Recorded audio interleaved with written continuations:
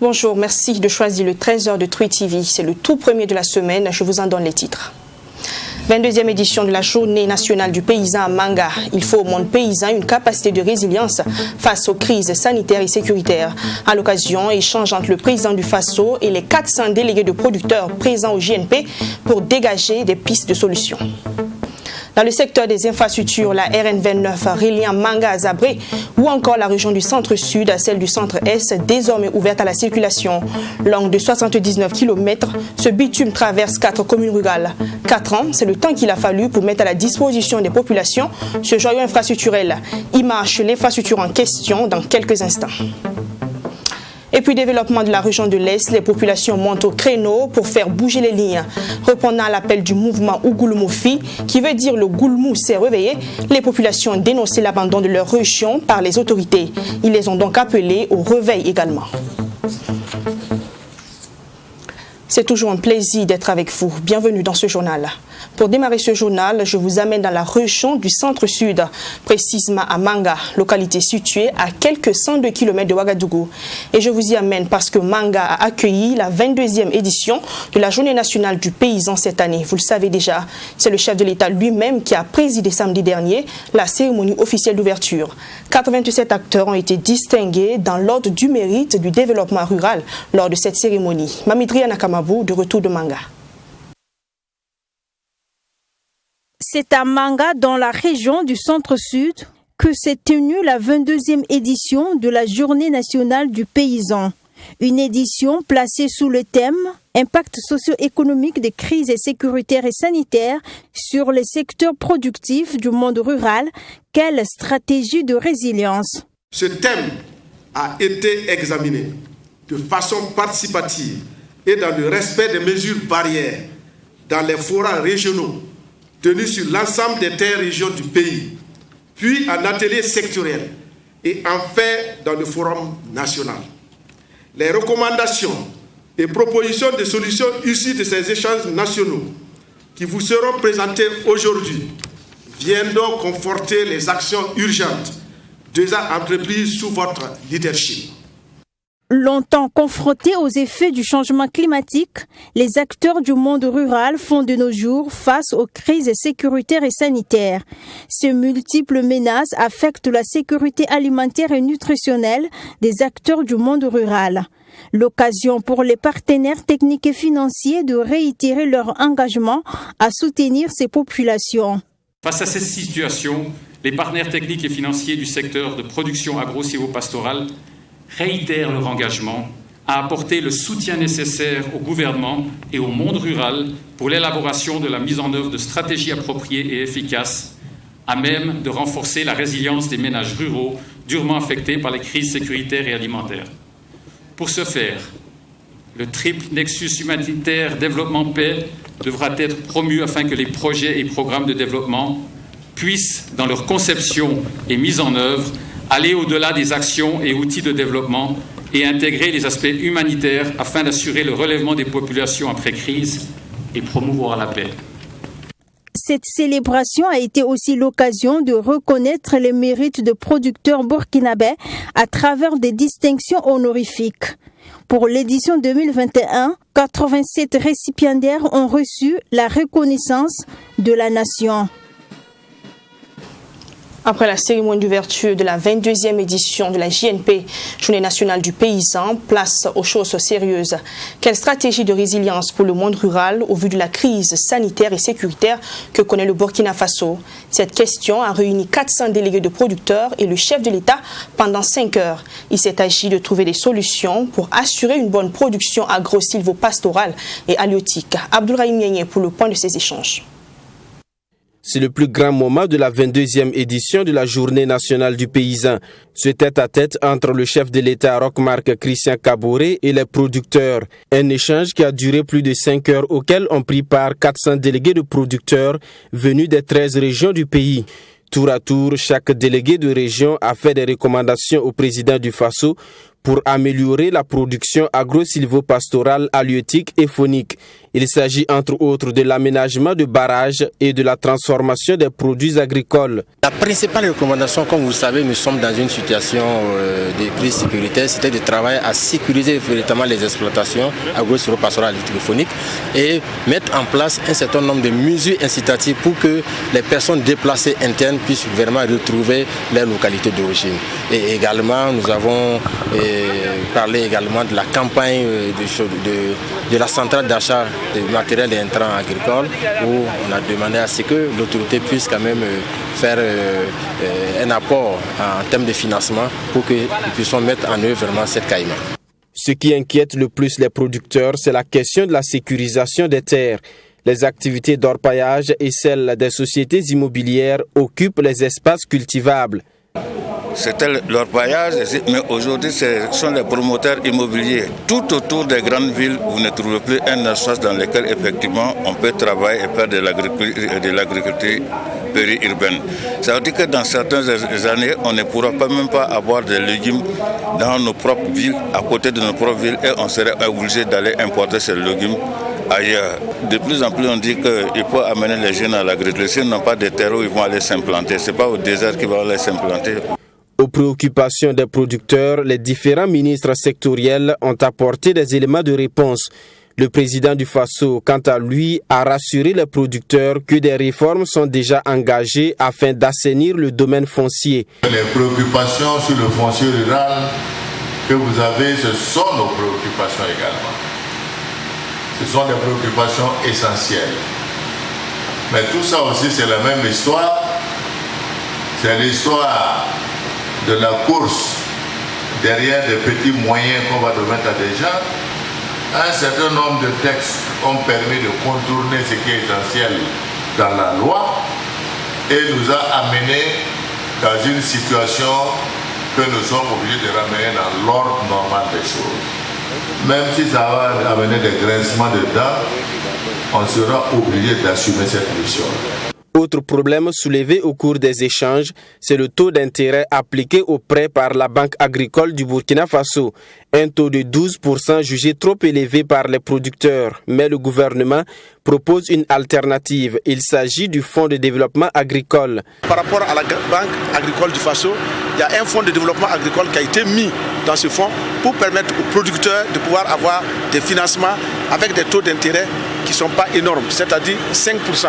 Donc c'est pour dire que dans cette dynamique, nous sommes en train de travailler à ce que ce fonds puisse être abondé pour avoir plus de fonds et pouvoir permettre aux producteurs de pouvoir avoir les financements qu'il faut afin de vraiment d'investir dans l'agriculture et que cette agriculture-là puisse apporter des revenus non seulement pour les producteurs, mais pouvoir constituer un moteur de la croissance au niveau du Burkina Faso. Cette rencontre a également permis de faire le bilan de la mise en œuvre des recommandations de la 21e édition de la Journée nationale du paysan tenue en 2019 à Gawa. La mise en œuvre des 13 recommandations est jugée satisfaisante. Cela s'est concrétisé par l'aménagement des terres cultivables au profit des personnes déplacées internes, l'octroi d'intrants aux cultivateurs et l'amélioration du processus de mécanisation par une dotation de 1000 tracteurs aux paysans. Tout autre chose dans ce journal, c'est désormais possible pour les populations du centre-sud de joindre aisément la région du centre-est et vice-versa. Les travaux de la route nationale 29 reliant Manga à Zabré, longue de 79 km après 4 ans de labeur, est désormais ouverte à la circulation. Cette route a été inaugurée samedi dernier par le président du Faso à Gombouksougou dans le centre-sud. Fatima Tankiema. L'inauguration de la route nationale 29 vient mettre fin au calvaire de la population du centre-sud. Après 4 années d'attente environ, elle bénéficie d'une route longue de 79 km traversant 4 communes et 23 localités, parmi lesquelles Gombousgou, la localité qui a abrité cette cérémonie d'inauguration. Selon le ministre des Infrastructures et du Désenclavement, la construction de cette route entre dans le cadre du projet de transport et de développement des infrastructures urbaines placé sous la tutelle du ministère. Un projet qui contribuera selon lui à l'amélioration de la croissance économique des localités qu'il traverse. Les travaux de construction de la gare routière de Manga, du marché à bétail de Manga et la mise à niveau de l'abattoir de Manga ont déjà commencé. Et grâce à Dieu et grâce à votre accompagnement, chères dames, eh bien, la gare routière de Gombousgou sera également une réalité. Le président du Faso, qui a procédé à l'inauguration de cette voie, a tenu à rassurer les populations quant aux engagements pris par le gouvernement en lien avec les infrastructures routières. Selon Rochmark Christian Kabouri, les États ne seront empêchés la mise en œuvre des promesses du gouvernement. Le fait que des routes ne soient pas démarrées cause beaucoup de préoccupations pour nos populations, nous en sommes conscients. Mais nous devons savoir qu'en matière de développement, ce n'est pas une question de course. Il faut bien travailler les routes, il faut mettre en œuvre des financements et je pense que nous devons demander à nos populations d'avoir de la patience parce que les difficultés que nous rencontrons lorsque les routes ne sont pas faites, une fois que nous les réalisons, ça reste un vieux souvenir difficile et oublié. La route nationale 29 Manga-Zabré a coûté plus de 28 milliards de francs CFA avec l'appui financier de la Banque mondiale. Selon la représentante résidente de l'institution, elle est disposée à accompagner le gouvernement pour le prolongement de cette voie jusqu'à la frontière du Ghana. Au Goulmofi ou encore le Goulmou s'est réveillé. Ce mouvement ne sera pas oublié de sitôt.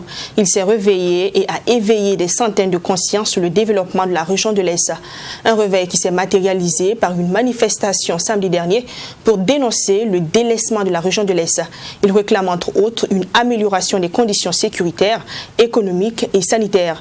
Le point de la marche avec notre envoyé spécial à Fadangourma, Maxime Jean-Hugues Mambara.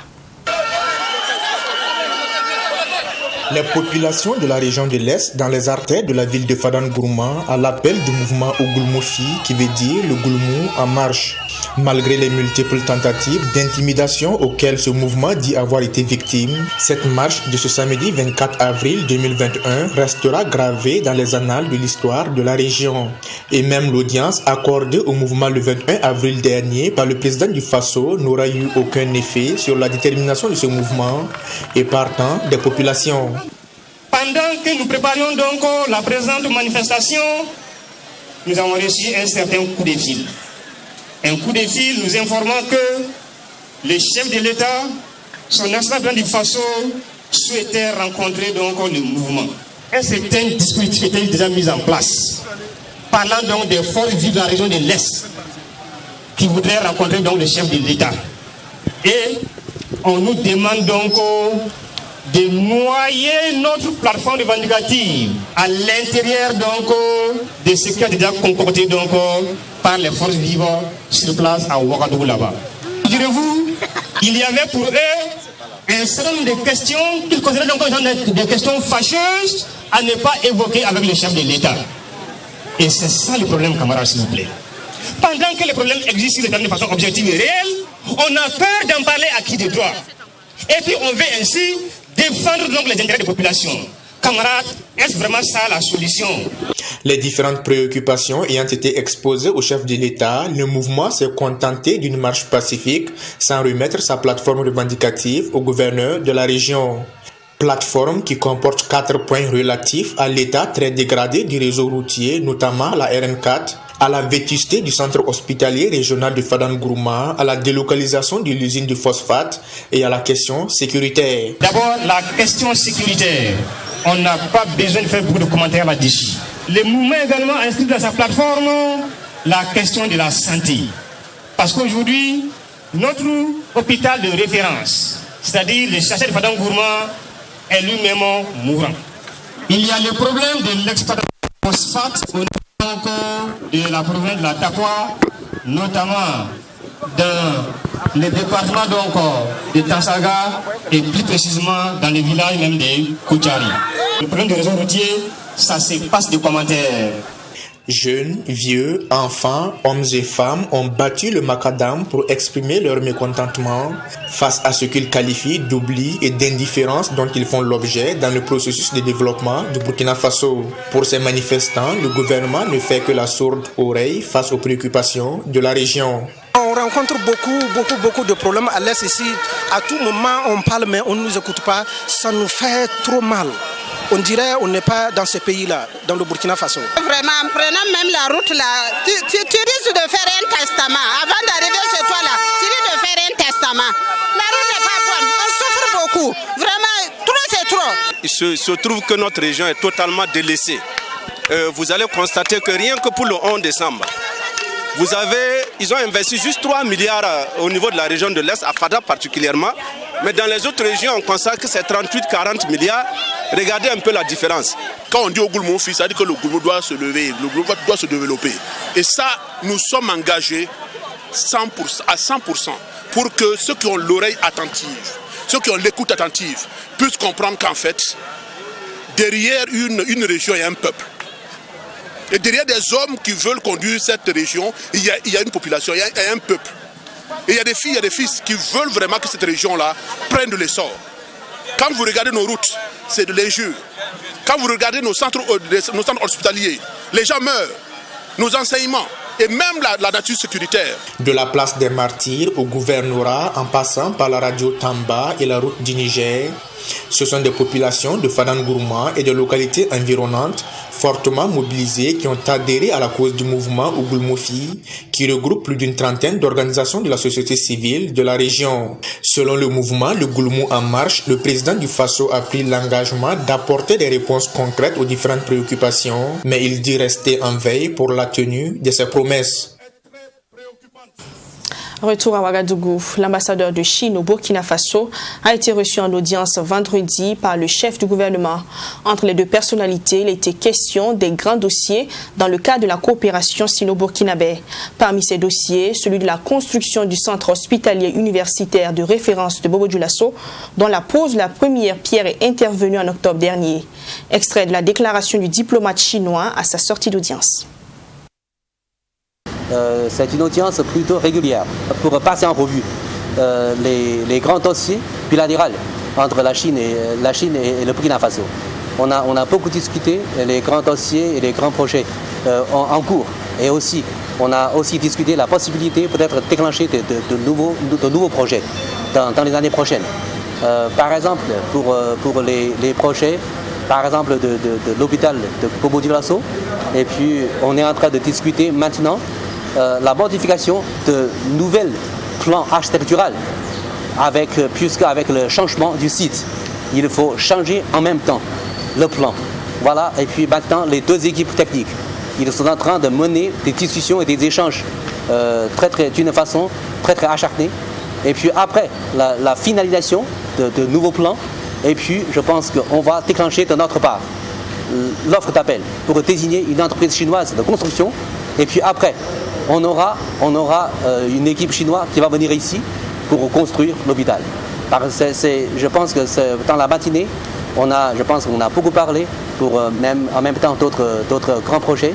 Et puis je pense que c'est une matinée, c'est une audience très fructueuse qui donne aussi de belles relations et de belles perspectives pour nos deux relations bilatérales.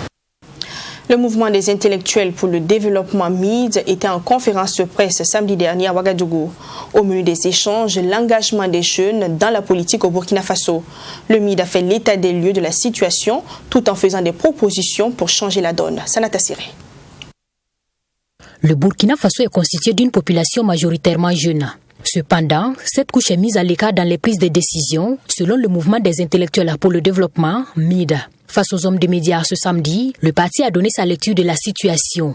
Comment comprendre qu'un pays constitué majoritairement de jeunes, et cette jeunesse qui crie tous les jours, ça ne va pas, de gauche à droite, il n'y a pas de travail, il n'y a rien, et cette jeunesse ne veut pas s'engager en politique pour faire partie de ceux-là qui vont apporter des solutions aux problèmes qu'ils décrivent tous les jours.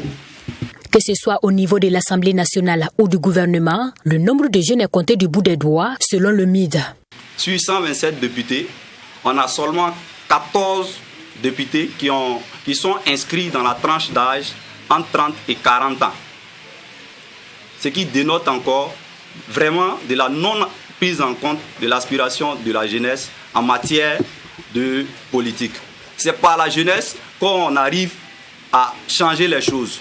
Mais c'est avec amertume que nous constatons que cette jeunesse-là est muselée, si on peut le dire ainsi, à un ministère qu'on peut appeler le ministère de la jeunesse et qu'ils sont toujours sous la coupole des doyens, comme on peut le dire.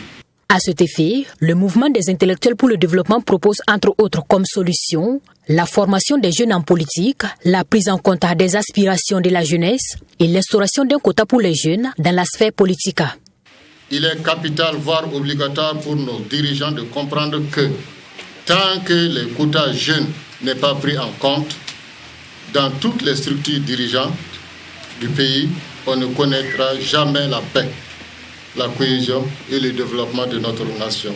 Aucun pays ne peut se développer si la jeunesse est mise à l'écart des instances dirigeantes du pays. Donc à ce niveau, les anciens, les plus âgés peuvent toujours diriger le pays, mais ils n'ont qu'à savoir seulement que la jeunesse, si elle n'est pas impliquée, elle viendra toujours d'une manière négative pour amener un changement. Le MID, Mouvement des intellectuels pour le développement, a été créé en 2016 et dit être affilié à l'opposition politique. Ses missions, promouvoir la jeunesse, l'éducation gratuite à bas âge pour les Burkinabés et cultiver le civisme et la citoyenneté. Une délégation du réseau des parlementaires pour la sécurité, la réconciliation et la lutte contre le communautarisme a été reçue vendredi en audience. Ils ont été reçus par le ministre chargé de la réconciliation nationale. Cette délégation, conduite par son premier coordonnateur adjoint, est venue présenter son bureau au ministre d'État Zéphirin Diabré. Le réseau, qui compte 28 députés de l'Assemblée nationale burkinabé, souhaite apporter son soutien dans le processus de la réconciliation nationale. Je vous propose d'écouter le député Amadou Diemdo Dadiko, premier coordonnateur adjoint de ce réseau. Il est au micro de Mamitriana Kamabou. Le ministre également nous a indiqué sa satisfaction que nous ayons mis en place ce réseau, dans la mesure où les députés également sont les leaders d'opinion. C'est eux qui en fait qui portent la voix du peuple, et très certainement bientôt il y aura des forats qui seront organisés. Il y aura également des concertations à la base afin de libérer la parole, et nous serons certainement sollicités pour expliquer également le sens dans lequel cette réconciliation va être menée, c'est-à-dire expliquer exactement comment, ce que pense le chef de l'État de la réconciliation. Il nous appartient de descendre à la base pour porter l'explication, mais il nous appartient également de faire des propositions dans le cadre de la résolution des solutions, ou du moins pas des problèmes, mais aussi en proposant des solutions pour sortir justement de ce carcan dans lequel nous sommes rentrés depuis bientôt plus d'une trentaine d'années. Et donc les députés ont pris également l'engagement de répondre justement à cette sollicitation, parce que c'est avant tout, ce sont nos populations qui se rendent, ce sont nos populations qui ne s'entendent pas, c'est aussi, j'allais dire plus loin, nos électeurs, et nous avons tous intérêt à ce qu'il y ait paix donc dans ce pays pour nous occuper des urgences qui sont également le développement. L'Agence de développement économique urbain, pendant 72 heures, s'est ouverte à ses usagers. Plusieurs activités étaient au programme. Parmi ces activités, un panel qui a eu lieu samedi à la Maison du Peuple. À ce panel, la gestion des équipements par l'Agence du développement économique urbain a été évoquée. Michael Tougré. Le marché central de Ouagadougou, celui du Zabridaga, la Maison du Peuple, le palais de la jeunesse Jean-Pierre Guingané, autant d'infrastructures à la charge de l'Agence de développement économique urbain, ADE. Pendant 72 heures, cet établissement public local à caractère économique organise ses journées portes ouvertes. À travers ce panel, l'ADE veut se rapprocher davantage de ses usagers et faire connaître ses missions aux populations. Et le thème choisi est gestion des équipements par l'ADE.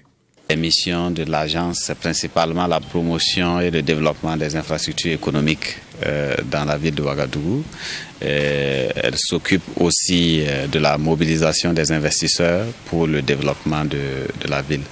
Entre autres activités, elle a hérité donc de structures qui étaient bien connues comme la RAGEM, qui s'occupait de la gestion des équipements marchands. Elle s'occupe aussi de la gestion des salles de spectacle dans la ville, de l'entrepreneuriat, mais aussi de la politique culturelle dans la ville de Ouagadougou. Créé par arrêté municipal du 19 novembre 2019, l'ADE est un établissement public local à caractère économique. Elle gère plus de 15 000 contrats de loyer dans la ville de Ouagadougou avec un seul défi, celui de la transparence et de la performance. Mais depuis ces dernières années, l'ADE doit faire face à des difficultés, notamment la gestion des équipements. Il faut dire que la plupart des équipements donc hérités de la mairie ne sont pas à un très bon état. Donc ça commande de nous des défis importants en termes de réhabilitation. Et ça commande de nous aussi des dispositions à prendre pour optimiser la gestion. Quand vous regardez les marchés, ce sont des équipements que nous gérons. Bien sûr à des tarifs sociaux, alors que nous avons une obligation de rentabiliser. Donc c'est pour cela que je parle d'optimisation de la gestion. Un peu plus tôt dans la matinée, c'est une opération de salubrité qui a mobilisé l'équipe de l'Agence du développement économique urbain ADE. L'enceinte de la maison du peuple de Ouagadougou a été ainsi débarrassée de ses ordures. Vous êtes-vous déjà posé la question de savoir comment se fait la prise en charge sanitaire des personnes âgées, eux qui sont très souvent polypathologiques? Eh bien, au Burkina Faso, la question est très rarement abordée. La preuve, aucun centre de santé ne leur est dédié. Ils passent d'hôpital en hôpital pour se faire soigner. Une situation assez difficile pour ces dernières. À l'occasion de la journée de la santé, nos reporters se sont intéressés à la question au centre hospitalier universitaire de Bogodougou, précisément au service rhumatologie. Reportage. Nous sommes au centre hospitalier universitaire de Bogodougou, plus précisément au service de rhumatologie. Dans ce service sont internés Pascal Nikiema et Oumarou Gansonri, tous deux âgés de plus de 60 ans. Ils sont internés depuis le mois de mars et reçoivent des soins médicaux. Comment se fait la prise en charge des personnes âgées? Dr Sylvain Ouitraogo, médecin bénévole au service de rhumatologie, nous explique. La question des personnes âgées est une question très importante et que de plus en plus, on a des spécialistes qui se sont donnés comme objectif de prendre en charge la santé des personnes âgées. À l'hôpital de Bogodougou, pour le moment, on ne dispose pas de services complètement dédiés à la prise en charge des personnes âgées. Ici, on se trouve dans le service de rhumatologie qui a dans ses patients un grand nombre de personnes âgées. Les patients, quant à eux, disent être passés dans plusieurs hôpitaux avant d'être admis dans ce centre. Pour l'heure, tout se passe bien, ont-ils déclaré. J'ai des problèmes de nerfs, un problème de nerfs qui a vraiment débuté et ça vaut 30 jours. Voilà, donc il a fallu qu'on me trimballe ici pour les soins. Ça va, je peux dire globalement que ça va.